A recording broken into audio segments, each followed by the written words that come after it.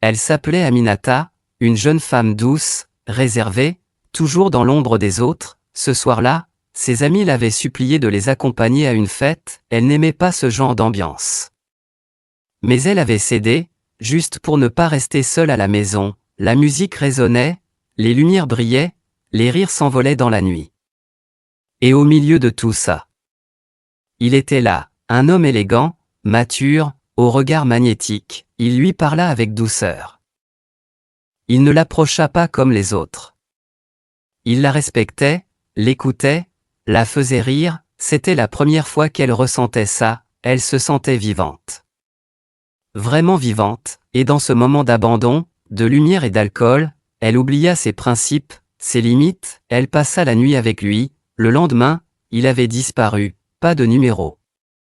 Pas de nom. Juste un souvenir brûlant et un cœur chamboulé. Il ne l'approcha pas comme les autres. Il la respectait, l'écoutait, la faisait rire. Quelques semaines plus tard, Aminata découvre qu'elle est enceinte, le choc. La peur. La honte, mais elle décide de garder l'enfant. Elle affronte les murmures, les jugements, la solitude. 9 mois passent. 9 mois de doute. Mais aussi d'amour, l'enfant grandissait en elle, et elle s'y accrochait comme à une raison de vivre.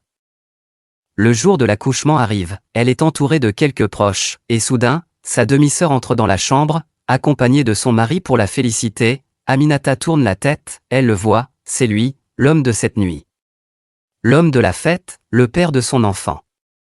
Et le mari de sa demi-sœur, le monde s'écroule autour d'elle, son souffle se bloque. Son cœur se brise, elle garde le silence. Aminata serre son fils contre sa poitrine, elle ne dit rien, elle regarde sa demi-sœur. Souriante, heureuse, fière de devenir tata, et lui, cet homme, il l'évite du regard. Il sait. Et elle sait. Qu'il sait. Dans cette chambre d'hôpital, tout le monde félicite Aminata, mais son cœur est brisé. Elle vient de donner la vie, et en même temps, elle porte un secret qui peut détruire 2 familles. Les jours passent. Aminata rentre chez elle, seule avec son bébé, elle l'aime plus que tout, mais chaque. Alors vous qui avez écouté cette histoire triste, que devait faire Aminata après l'accouchement? Dire la vérité à sa demi-sœur? N'oubliez pas de commenter, de vous abonner si cette histoire vous a plu.